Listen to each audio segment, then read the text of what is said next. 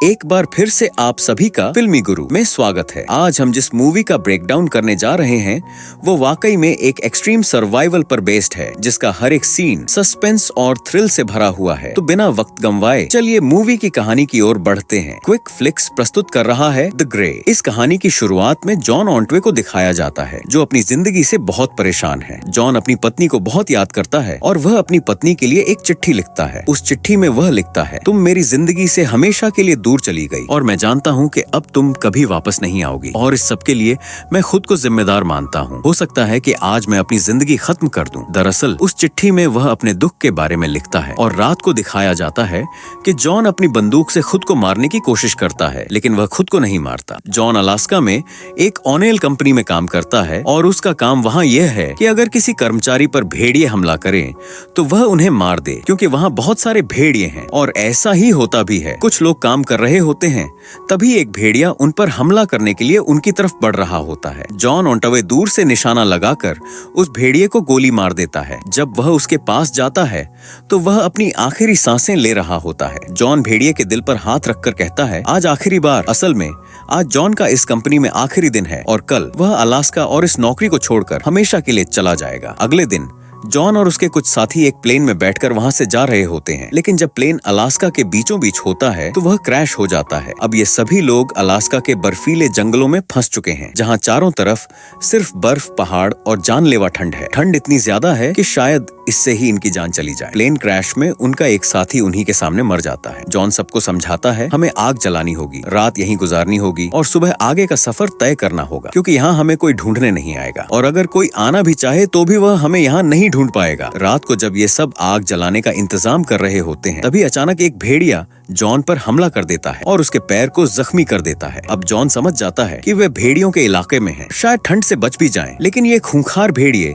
इन्हें जिंदा नहीं छोड़ेंगे। जॉन बाकी बचे साथियों को बताता है, आसपास जितनी भी लाशें हैं हमें उन्हें यहाँ से हटाना होगा। भेड़िए हवा में खून सूंघ सकते हैं और उन्हें एहसास है कि हम सब यहाँ जख्मी हैं। इसके बाद सभी लाशों को हटाने लगते हैं और रात को जब वे आग के चारों ओर बैठे होते हैं, तभी जॉन को एहसास होता है कि उनके चारों तरफ कुछ है। वह लकड़ी की मशाल उठाता है और अंधेरे की तरफ बढ़ता है। वहाँ सिर्फ एक नहीं बल्कि कई भेड़िए होते हैं। जॉन अपने साथियों से कहता है, कोई भी यहाँ से हिलेगा नहीं। अगर हमने भागना शुरू किया तो भेड़िए हम पर हमला कर देंगे। ये सभी लोग वहीं खड़े रहते हैं और कुछ ही देर में भेड़िए वहाँ से चले जाते हैं। जॉन कहता है कि हम सबको बारी बारी यहाँ पर 2-2 घंटे पहरा देना होगा, ताकि बाकी के लोग आराम से सो सकें। सबसे पहले पहरा जॉन देता है, लेकिन जॉन के बाद जो दूसरा आदमी पहरा देने के लिए आता है, रात को भेड़िए उस पर हमला कर देते हैं। वह उसे मार देते हैं। उसकी आवाज कोई भी नहीं सुन पाता, और जब सुबह सबके सब उठते हैं तो वे देखते हैं कि वहाँ पर उसकी लाश पड़ी होती है। जॉन कहता है कि भेड़ियों ने इसे खाया नहीं, सिर्फ मारा है। दूसरे लोग पूछते हैं कि उन्होंने ऐसा क्यों किया। जॉन सबको बताता है, क्योंकि हम यहाँ के नहीं हैं, हम उनकी जान के लिए खतरा हैं और अब उन्होंने इंसानी खून भी छक लिया है, इसीलिए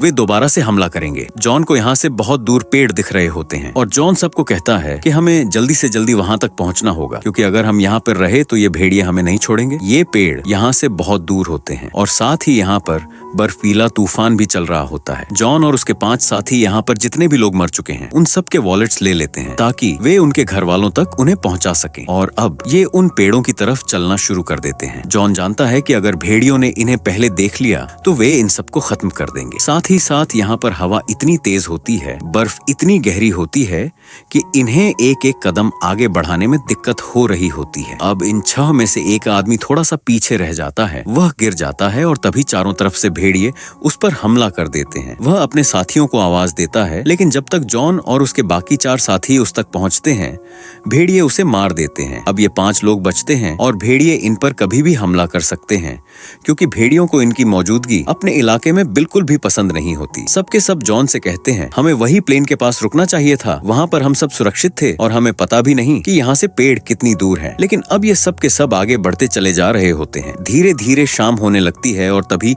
ये देखते हैं कि भेड़िए इनकी तरफ भागते हुए चले आ रहे हैं। ये सब के सब नीचे की तरफ भागना शुरू करते हैं और ये ये पांचों के पांचों गिरते पड़ते पेड़ों तक पहुंच जाते हैं। ये जल्दी से अपने चारों तरफ आग जला देते हैं ताकि भेड़िए इन पर हमला न करें। जॉन सबके लिए एक एक स्टिक बनाता है जिसके आगे वह कारतूस लगा देता है और वह कहता है, जब भेड़िए तुम्हारे बहुत नजदीक आए तो इससे उन पर हमला करना, वे भाग जाएंगे, ये जरूर काम करेगा। इनके साथ एक आदमी होता है जिसका नाम डियाज है और वह इस बात पर विश्वास नहीं करता। दरअसल उसे जॉन की किसी भी बात पर विश्वास नहीं होता और वह शुरू से ही जॉन को आलोचना करता आ रहा होता है। वह कहता है, तुम्हारी वजह से हमारा एक साथी मर गया, हमें वहीं ऊपर रहना चाहिए था। वह जॉन को उल्टा सीधा कहना शुरू कर देता है। इन दोनों के बीच में बहस शुरू हो जाती है। डियाज अपना चाकू निकाल लेता है। वह जॉन पर हमला करना चाहता है लेकिन जॉन उसे जमीन पर गिराकर पूरी तरह से काबू कर लेता है और तभी ये यह देखते हैं कि इनके सामने एक भेड़िया खड़ा होता है। ये सब के सब एक साथ खड़े हो जाते हैं और वह भेड़िया सिर्फ इन्हें देख रहा होता है। काफी देर तक देखने के बाद वह भेड़िया वहाँ से चुपचाप चला जाता है। जॉन बताता है कि उनके जो साथी हैं उन्होंने इसे यहाँ पर भेजा था। दरअसल भेड़िए हमेशा झुंड में शिकार करते हैं और उनका दिमाग बहुत तेज होता है। इसके बाद ये सब के सब आग के चारों तरफ बैठते हैं। तभी एक भेड़िया आकर डियाज पर हमला कर देता है लेकिन यह सब मिलकर उस भेड़िए को मार देते हैं। अब इनके पास खाना भी है। जब ये उस भेड़िए को पका रहे होते हैं तभी चारों तरफ से भेड़ियों की आवाजें आनी शुरू हो जाती हैं क्योंकि इन्होंने उनके एक साथी को मार दिया है। जॉन समझ जाता है कि अब वह भेड़िए इन्हें नहीं छोड़ेंगे। वह कहता है, हमें अभी यहाँ से निकलना होगा। यह पांचों के पांचों हाथों में मशाल लेकर यहाँ से आगे बढ़ना शुरू कर देते हैं। हालांकि अंधेरा है लेकिन इनके पास अब कोई भी रास्ता नहीं है। पर यह सब बहुत दूर तक नहीं जा पाते क्योंकि इनमें से एक आदमी जिसका नाम जैक्सन ब्रुक है, उसकी तबीयत खराब होना शुरू हो जाती है और इन्हें रुकना पड़ता है। लेकिन इस बार जहाँ पर ये रुकते हैं वहाँ पर भेड़िए इन पर सिर्फ सामने से हमला कर सकते हैं, जबकि इससे पहले जहाँ ये रुके थे वहाँ पर चारों तरफ खुला हुआ था। ये यहाँ पर आग जला लेते हैं और इन सबको पता है कि हो सकता है कि इनमें से कभी भी कोई भी इस दुनिया को छोड़कर चला जाए, इसलिए सब अपने अपने परिवार को याद करते हैं। तभी आकाश में बादल गरजना शुरू हो जाते हैं। जॉन कहता है, लगता है बर्फीला तूफान शुरू होने वाला है और अगर तूफान आया तो आग बुझ जाएगी और हो सकता है कि भेड़िए इन्हें न भी मारें तो ये ठंड से मर जाएं। कुछ देर बाद यहाँ पर तूफान शुरू हो जाता है। इनकी आग बुझ जाती है और जब सुबह जॉन की आंख खुलती है तो वह देखता है कि जैक्सन, जिसकी तबीयत खराब थी, वह बिल्कुल अकड़ चुका होता है। वह उसे उठाने की बहुत कोशिश करता है लेकिन अब जैक्सन इस दुनिया को छोड़कर जा चुका है, उसकी मृत्यु हो चुकी है और बाकी के जो लोग होते हैं वे भी सब के सब बेहाल होकर आसपास पड़े होते हैं। जॉन वहां पर आग जलाता है और कुछ देर बाद जब तूफान पूरी तरह से थम जाता है तो ये सब के सब यहाँ से आगे बढ़ने के लिए तैयार हो जाते हैं। तभी जॉन को वहां पर एक कटा हुआ पेड़ दिखता है जिसमें एक निशान होता है। जॉन कहता है, मैं इस निशान को पहचानता हूँ, यहाँ जितने भी पेड़ हैं उन सबको दर्ज किया जाता है, यानी कि सरकार उनका हिसाब अपने पास रखती है। तभी इन्हें यहाँ पर पानी की आवाज भी आती है। जब ये पानी की आवाज की तरफ बढ़ते हैं तो ये देखते हैं कि इनके बीच में और जो आगे रास्ता है उसके बीच में एक बहुत गहरी खाई है, यानी कि अब ये यहाँ से आगे नहीं जा सकते। ये खाई इतनी गहरी होती है कि ये इसे पार नहीं कर सकते और पीछे भी इनके पास जाने का कोई रास्ता नहीं होता। जॉन अपने तीनों साथियों से कहता है, देखो हमारे सामने बहुत सारे पेड़ हैं, हमें एक लंबी रस्सी चाहिए और हम में से किसी एक को यहाँ से उन पेड़ों पर कूदना होगा ताकि वह रस्सी वहाँ पर बांध सके और हम तीनों के तीनों भी वहाँ पर पहुँच जाएं। ये सब के सब मान जाते हैं क्योंकि इनके पास इसके अलावा कोई भी रास्ता नहीं होता। हालांकि इनके पास रस्सी होती है लेकिन वह इतनी लंबी नहीं होती, इसीलिए इन्हें रस्सी के साथ कपड़े भी बांधने पड़ते हैं। अब इनमें से एक आदमी कपड़े का एक सिरा पकड़कर उस चट्टान से पेड़ों की तरफ कूद जाता है। जैसे ही वह कूदता है तो जहाँ से इन्होंने रस्सी और कपड़े को बांधा था वह पॉइंट खुल जाता है। अब कपड़े वाला पॉइंट भी खाई में गिरने वाला होता है कि इनमें से एक उसे पकड़ लेता है। ऐसा करने में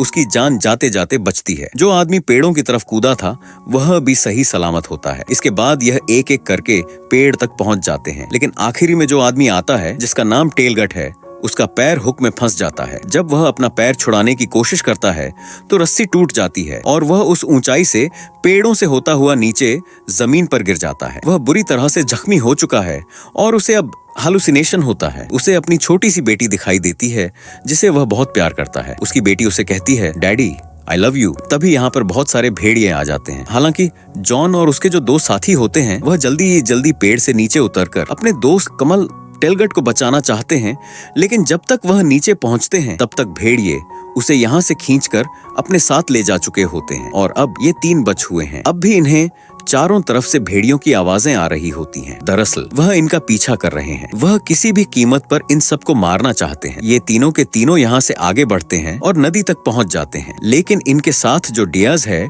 उसके पैर में मोच है, वह ज्यादा चल नहीं सकता। वह जॉन और हेनरिक को बोलता है कि मैं यहाँ से आगे तुम्हारे साथ नहीं चल पाऊंगा। जॉन और हेनरिक उसे समझाने की कोशिश करते हैं, लेकिन डियाज कहता है मैं हार गया, मैं आगे नहीं चल सकता क्योंकि उसके पैर में बहुत ज्यादा दर्द होता है। डियाज उन दोनों से कहता है वैसे भी वापस जाकर मैं क्या करूंगा, वहाँ पर मेरा कोई भी इंतजार नहीं कर रहा। मैं पूरे दिन बार में पड़ा रहूंगा, रात भर शराब पीऊंगा। इससे बेहतर जगह मुझे और कहीं नहीं मिल सकती। दरअसल डियाज ने अपनी मौत को स्वीकार कर लिया है, इसलिए वह अपनी जिंदगी की आखिरी सांसें इन खूबसूरत घाटियों के बीच में लेना चाहता है। जॉन और हेनरिक भी उसे उसकी किस्मत पर छोड़कर यहाँ से चले जाते हैं। जॉन और हेनरिक नदी के किनारे आगे बढ़ रहे होते हैं और तभी वह देखते हैं कि उनकी तरफ भेड़िए भागते हुए आ रहे हैं। ये दोनों यहाँ से भागना शुरू करते हैं। तभी हेनरिक नदी में गिर जाता है। नदी का बहाव बहुत तेज होता है और हेनरिक उसमें बहता ही चला जाता है। जॉन उसे बचाने के लिए नदी में कूद जाता है। हेनरिक सामने एक पेड़ से टकराता है जो कि नदी में गिरा हुआ होता है और उसका पैर नीचे फंस जाता है। वह पानी के अंदर है। वहाँ पर जॉन पहुँच जाता है। वह अपने मुंह से सांस भरकर उसके मुंह में डालता है। वह कहता है तुम हिम्मत मत हारना, मैं तुम्हें यहाँ से निकाल लूंगा। जॉन उसे निकालने की बहुत कोशिश करता है, लेकिन वह हेनरिक को बाहर नहीं निकाल पाता और हेनरिक की भी मृत्यु हो जाती है। अब जॉन अकेला बचा हुआ है। वह पूरी तरह से हताश हो चुका है क्योंकि वह बहुत थक भी चुका है। वह आकाश की तरफ भगवान को देखते हुए कहता है मैं मजबूर हूँ, लाचार हूँ, मैं कमजोर हूँ, तुम मेरी मदद क्यों नहीं करते, मुझे अपना एहसास कराओ। लेकिन उसे कुछ भी एहसास नहीं होता। जॉन कहता है मुझे अपनी मदद खुद ही करनी पड़ेगी और वह अब अकेला ही यहाँ से आगे का सफर तय करता है। लेकिन वह बहुत ज्यादा दूर नहीं जा पाता क्योंकि उसे हाइपोथर्मिया हो जाता है और वह वहीं पर एक जगह बैठ जाता है। उसके पास जितने भी वॉलेट्स होते हैं वह सब के सब वॉलेट्स निकालता है। ये उन लोगों के वॉलेट्स हैं जो मर चुके हैं। वह उन सब के वॉलेट्स खोलकर देखता है। उनमें उनके परिवार वालों की फोटो होती है और तभी वह अपने चारों तरफ देखता है कि वहाँ पर अब भेड़िए आ चुके हैं। वह उसे मारना चाहते हैं और इसके बाद वह अपना वॉलेट निकालता है। उसके वॉलेट में उसकी पत्नी की फोटो होती है और उसे अपनी पत्नी अपने सामने दिखाई देती है। वह उसे कहती है तुम कभी भी हिम्मत मत हारना। दरअसल उसकी पत्नी बीमार थी, इसलिए उसकी पत्नी की मृत्यु हो गई थी और इसी वजह से कहानी की शुरुआत में वह अपने आप को मारने की कोशिश करता है क्योंकि वह अपनी पत्नी से बहुत प्यार करता था। अब जॉन अपने एक हाथ में चाकू बांध लेता है और दूसरे हाथ में बहुत सारी बोतलें पकड़ लेता है। वह उन छोटी छोटी बोतलों को तोड़ देता है ताकि वह एक हथियार बन सके। उसके सामने वह खूंखार भेड़िया है और जॉन को अपने बचपन की याद आती है जहाँ पर उसके पिता उसे बार बार एक लाइन सुनाते थे। दरअसल यह एक उद्धरण होता है जिसमें लिखा होता है मुझे अपनी आखिरी लड़ाई एक बार और लड़नी है। मुझे सब कुछ अच्छी तरह याद है। या तो आज मैं बच जाऊंगा या फिर हमेशा के लिए इस दुनिया से चला जाऊंगा। और इसके बाद भेड़िया और जॉन एक दूसरे पर हमला कर देते हैं। भेड़िया अपने दांतों से जॉन को काटने की कोशिश करता है। जॉन भी उस पर चाकू से हमला करता है और अंत में यह दिखाया जाता है कि भेड़िया जमीन पर बुरी तरह से घायल होकर पड़ा है, लेकिन वह अभी भी सांसें ले रहा है और उसके ऊपर जॉन पड़ा होता है। लेकिन हमें यह समझ में नहीं आता कि जॉन अब भी जिंदा है या नहीं। और इसी अंत के साथ इस कहानी को खत्म कर दिया जाता है।